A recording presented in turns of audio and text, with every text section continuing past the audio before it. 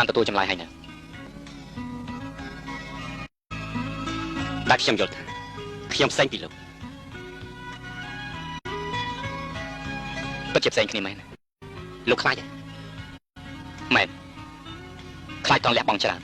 តែទទួលផុតទេឲ្យតែទទួលបានជោគជ័យទោះជាត្រូវលះបង់ប្រមាណក៏មិនស្ដាយដែរឯងពិតជាចង់សម្លាប់គេម្នាក់នោះមែនពិតមែនហ៎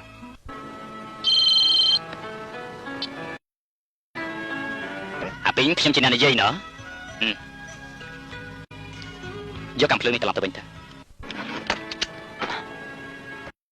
បើសិនជាយល់ថាសម្រាប់យើងឲ្យបានលេខ1នោះសម្រាប់យើងមិនចោះយើងគង់តែសម្រាប់ឯងទេ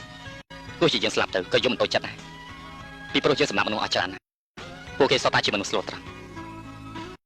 សុទ្ធតែស្លាប់ក្រោមដៃរបស់យើងទាំងអស់យើងមិនចង់ដើរជាន់ដានចាស់ទៀតទេ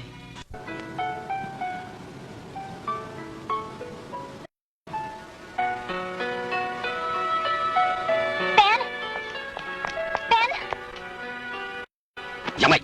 ហើយស្មានថាសាននេះម្នាក់នេះយើងមិនហ៊ានសម្លាប់ឯងឲ្យតែឈ្នះអ្វីក៏យើងហ៊ានធ្វើដែរ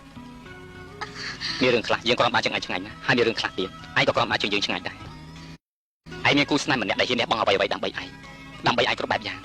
ឯងគួរតែមានមោទនភាពទៅទោះជាបងមានអ្វីក៏ដោយឲ្យតែខ្ញុំបានលេងទៅបោះបង់កំណត់នេះទៅនៅទៀតយើងមិនបោះបង់ដល់ថ្ងៃនោះទេបានចឹងឯងសម្លាប់យើងមិនចោះ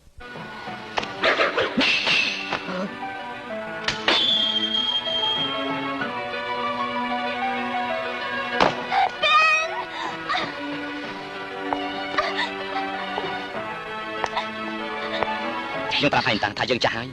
តែឯងចេះតែបង្ខំយើងធ្វើយ៉ាងនេះទៀត